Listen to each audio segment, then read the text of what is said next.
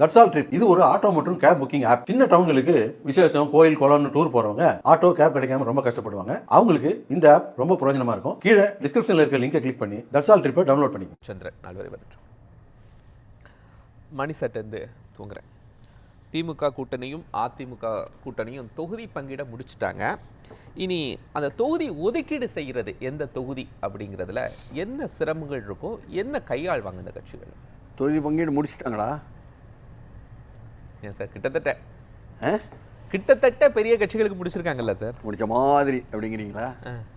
இப்போ எல்லாமே தமிழ்நாட்டில் மாதிரி தான். அரசியல் கட்சி மாதிரி இருப்பாங்க, கொள்கை மாதிரி பேசுவாங்க, ஆட்சி மாதிரி நடத்துவாங்க. என்ன அதுமாரி கூட்டணி மாதிரி இருக்காங்க. என்ன ஒரே மாதிரி தானே கூட்டணிகள் இருக்குது. இப்போ வந்து திமுகவுக்கு காங்கிரஸுக்கு வந்து 28 கொடுத்தாங்க.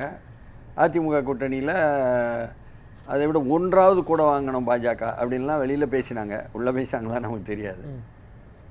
அவர் கரெக்டாக 27 அப்படின்னு முடிச்சிட்டாரு இல்லையா? என்னன்னு சொன்னால், நம்ம எடப்பாடி பழனிசாமிக்கு ஒரு வரலாறு.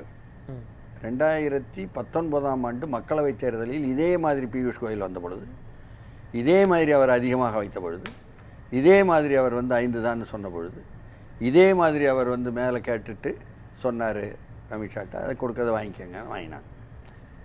21 அதே மாதிரி அதிகமாக வந்தபோது மத்தியானம் வந்து இறங்க போகிறார் விமானத்தில் பியூஷ் கோயல்னா, காலையிலேயே தைலாபுரத்துலேருந்து மருத்துவரையாவை கூப்பிட்டு அவருக்கு 23 தொகுதின்னு கொடுத்து ஒரு ஊடக சந்திப்பையும் நடத்திட்டார் எடப்பாடியார். அதனால் மத்தியானம் வந்தவருக்கு 20 அப்படின்னார். இந்த முறையும் என்ன பண்ணிட்டார்னா, முன்கூட்டியே அன்புமணி தலைமையிலான பாமகவுடன் ஒரு கூட்டை வச்சுக்கிட்டார். அது உடைந்திருப்பதுனால குறைவாகும் என்பது வேறு விஷயம். அதனால் அவர் வந்து கணக்கு பார்த்து செய்வதில் வந்து ஒரு திறமைசாலி தான். ஒரு அகில இந்திய கட்சிகிட்ட சும்மா வந்து மடங்கி போகிறவர் இல்லை. சரி, ஒரு எடுத்து சொல்லி உங்களுக்கு இவ்வளவு தான் வந்து இருக்கு உயரம், அதற்கு தகுந்தாற் போல் என்பது போல் கொடுக்குற ஒரு அணுகுமுறையை வந்து அவர் வெற்றிகரமாக செய்துட்டார் என்பது தான் பொதுவாக எல்லோருமே சொல்கிறாங்க. எந்த தொகுதிங்கிறது கையாளுறது இல்லை, அது அப்புறம். அதுக்கு முன்னால் இதுவரை பரப்பப்பட்டதுக்கு பதில் சொல்லுங்கள். நான் கேட்குறது ஊடகவியலாளர்கள் எல்லாரையும் பார்த்து கேட்பது. இதுவரை பரப்பப்பட்டது இவர் அடிமை, இவர் பாஜகவுக்கு அடிமை, இவர் டெல்லியில் போய் அடிமை ஆகிட்டார், அவர் வந்து என்ன 250 தொகுதி வாங்கிடுவார் அமித்ஷா, அந்த மாதிரி தானே பேசினாங்க. எவ்வளோ தொகுதி இருக்குதுன்னு கூட தெரியாமல் வாய்க்கு வந்தபடி பேசினாங்க. 60 கேட்காங்க, 40 வாங்கிடுவாங்க, 50 வாங்கிடுவாங்க. அவங்க சொல்லலை அப்படி. இவங்க வெளியில் சொன்னாங்கல்ல, திமுகவால் பரப்பப்பட்ட பரப்புரை என்பதெல்லாம் பொய்யாயிருச்சா? இப்பவும் ஒருத்தர் சொல்லியிருக்கார், பெரியசாமின்னு சொல்லி, அவர் இன்று மாலை ஏட்லையும் சொல்லியிருக்காரு, எடப்பாடி வந்து மறுபடியும் வந்து விழுந்துட்டாரு அவங்கள்ட்ட. அமைச்சர் பெரியசாமி சொல்கிறீங்க? அமைச்சராக இருக்கிறார். அவர் சொல்லியிருக்கிறார், இந்த மாதிரி வந்து அமித்ஷாவினுடைய எழுதி கொடுத்ததை படிக்கிறாரு எடப்பாடி.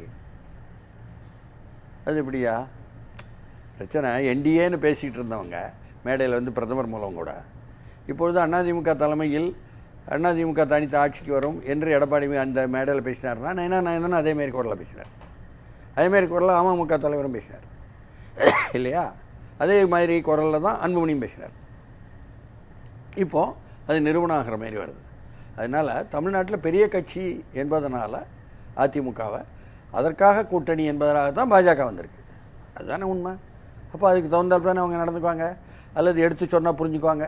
தமிழ்நாட்டில் உள்ள பாஜக அதிகமாக விரும்பலாம் பாவப்பட்டவங்க, அவங்களுக்கு தெரியாமல் இருக்கலாம், அவங்களுக்கு புரிதல் இல்லாமல் இருக்கலாம், ஆனால் அகில இந்திய ரீதியில் புரிஞ்சுக்குவாங்கல்ல. சரி சார், இதுக்கு பிறகு தொகுதி கண்டறியது அதை எப்படி சால்வ் பண்ண போகிறாங்க? தொகுதி விஷயத்துலையும் இப்போ வந்து திமுக கூட்டணியில் காங்கிரஸ், விசிக 8, சிபிஐ, சிபிஎம் 5-5ன்னு ஐயோ பாவம்னா அடங்கிட்டாங்க அப்படின்னா, இதுலேயும் மறுபடியும் பிரச்சனை இருக்குது. 5 தொகுதி அதை கொடுக்க போகிறாங்க சிபிஐக்கு சிபிஎம்முக்கும் என்பதில் உள்ளுக்கு பெரிய குழப்பம். கீழே தொண்டர்களெல்லாம் விரும்பாமல் தலைமையை எதிர்த்து விமர்சிக்கிற அளவுக்கு பகிரங்க விமர்சனமே. கடந்த முறை 6 தொகுதி கொடுத்ததுல 5 தொகுதியை கொடுக்க போறாங்க. அதே தொகுதிகளை கொடுக்கறதுல என்ன சிரமம் வர போகுது? அதே தொகுதி கொடுக்க மாட்டாங்க. ஏன், என்ன சிரமம் வரும்? நீங்கள் 6 கொடுத்தாலே 2 தானே ஜெயிச்சிங்க. உங்களுக்கு மறுபடியும் தோற்று போகிற தொகுதியை கொடுத்தா எதிர்த்தரப்பில் ஜெயிக்கும். அப்படின்னு ஒரு வாதத்தை முன்வைப்பதற்கு திமுகவுக்கு சாதகமாக இருக்கா? திமுக வெற்றி பெற போகுதா இல்லையாங்கிறது வேறு விஷயம். அவங்க கொடுக்கும் இடத்துல தானே இருக்காங்க. அதனால் இவ்வளோ பேசுவாங்கல்ல. கொடுக்கும்னா எல்லாமே கொடுக்கும் இடத்துல இருக்காங்க, சரிதானா? அப்போது இவங்க அடங்கித்தான் போகணும். கொடுக்குற இடத்த வாங்கிட்டு இப்படி போய்கிட்டு இருக்கு அவங்க நிலைமை. இல்லை, மார்க்சிஸ்டெல்லாம் சென்னையில் ஒரு தொகுதி வேணும், அவங்களும் பார்கெயின் பண்ணியிருக்காங்கல்ல. பெரம்பூர் கேட்குறாங்க, மதுரவாயல் கேட்காங்க. மதுரவாயலில் ஒரு தடவை டெல்லி பாபு வந்தார் அப்படின்னு சொல்லி கேட்காங்க. ஜெயலலிதா என்ற வாக்கு வங்கி வச்சு வந்தார், அது புரியணும்ல. அதே மாதிரி பெரம்பூர் கேட்குறாங்க. இப்போ வந்து பெரம்பூரில் சிபிஎம் கட்சிக்குள்ளே உள்ளுக்கே ஒற்றுமை இல்லாமல் இருக்குது. அவங்க எப்படி கேட்பாங்க தெரியலை. அங்கே விஜய் நிற்கிறாருன்னா பலி ஆக்குறாங்களா சிபிஎம்மை புரியலை, சரிதானா? இந்த மாதிரி வந்து சிக்கலாக தான் இருக்கு எல்லா இடமும். தருமபுரியில் போய் அரூர்னு கேட்டாங்கன்னா கேட்குறாங்க சிபிஎம், விசிகாவும் அரூர் கேட்குறாங்க. தென்காசி மாவட்டத்தில் வாசுதேவநல்லூர்னு கேட்டாங்கன்னா அவங்களும் இன்னொருத்தரும் கேட்பாங்க. அங்கே மதுரையில் மானாமதுரைன்னு சொல்லி போட்டு விசிகாவும் கேட்குறாங்க. இப்படி வந்து தலித் வாக்குகளைத்தான் சார்ந்திருக்கணும் என்ற நிலையில் சிபிஎம்மோ சிபிஐயோ அல்லது விசிகாவோ இருப்பதனால அது வேற இருக்குது. அதே மாதிரி காங்கிரஸும் திமுக அமைச்சர்கள் போட்டியிட்ட இல்லை வெற்றி பெற்ற அந்த தொகுதி கேட்குறாங்க. அது காங்கிரஸில் அவர் செல்வபிறந்தையே சொன்னார், எங்கள் ஆளுங்களே திமுக அமைச்சர்கள் இருக்கிற தொகுதியெல்லாம் கேட்காங்க அப்படின்ட்டு. இப்படியெல்லாம் பல்வேறு விஷயங்கள். அது வேற ஏதோ ஒரு வகையில் தீர்த்து தான் முடிக்க போகிறாங்க. இத்தனை சிக்கல் ஏதோ ஒரு வகையில் தீர்த்துருவாங்க. அது வந்து கடைசியாக வந்து பஞ்சாயத்து பண்ணக்கூடிய தலைவர் வந்து தளபதி முத்துவேல் கருணாநிதி ஸ்டாலின் வந்து பஞ்சாயத்து பண்ணி முடிச்சிடுவாருன்னு வைங்களேன். அதில் ஒன்றும் மாற்று கருத்து இல்லை.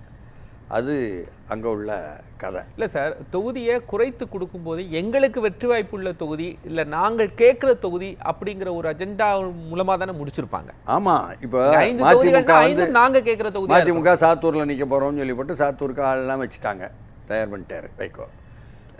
வாசுதேவநல்லூரில் ஏற்கனவே வெற்றி பெற்றாங்க. சதன் திருமலகுமார் டாக்டர் வந்து நான் இந்த மாதிரி நிற்க போகிறதில்ல, அங்கே நிற்க போகிறதில்ல அப்படின்னு சொல்லிட்டாரு.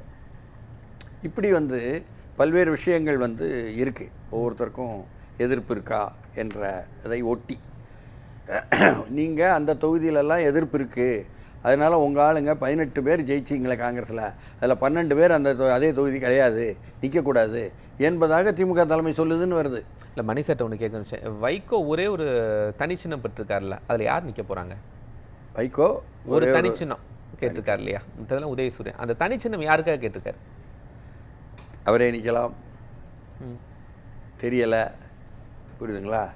அவர் வந்து போன முறை வந்து இப்போ மாநிலங்களவையில் இப்போ இல்லை, அதனால் நிற்கலாம். அப்போ தனக்காக தான் தனிச்சின்னம் வாங்கியிருக்கிறாரு? இல்லை, தனக்காக இல்லை.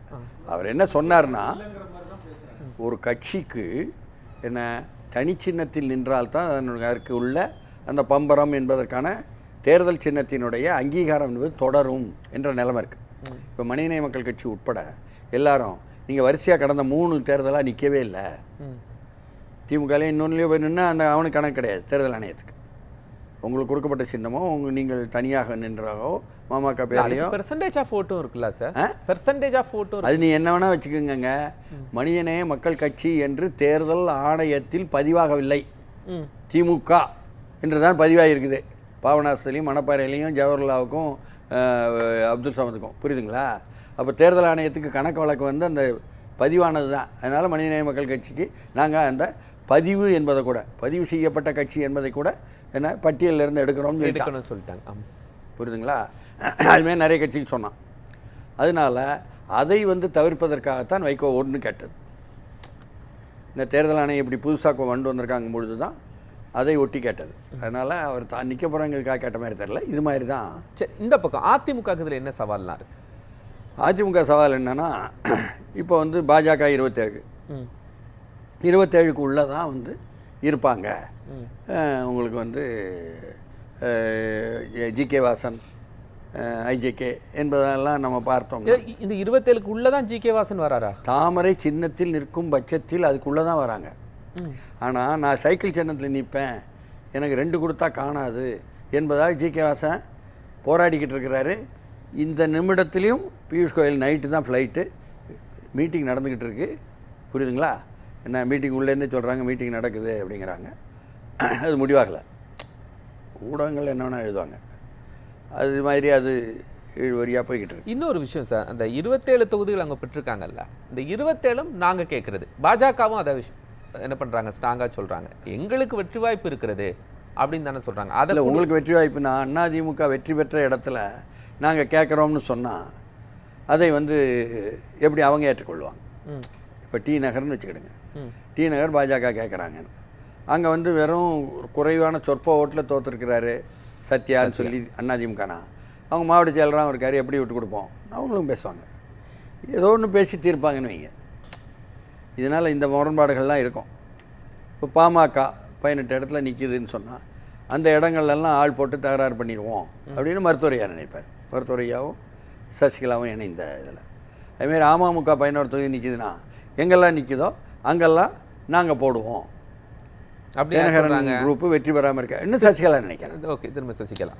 அப்போ இது என்னன்னு சொன்னால் திமுகவையும் காங்கிரஸையும் ஏற்கனவே நான் அவங்களுடைய கச்சாமுச்சாக்கு பிறகு ஒன்று சேரும் பொழுது ஒருத்தருக்கு ஒருத்தர் கீழே அணிகளுக்குள்ள சந்தேகப்படும் கூட்டணி என்பதாக சொன்னேன். அதேமாரி தான் அதிமுகவும் பாஜகவும் அப்படி இழுபறியாக இருந்த நேரத்தில் சந்தேகப்படும் கூட்டணி.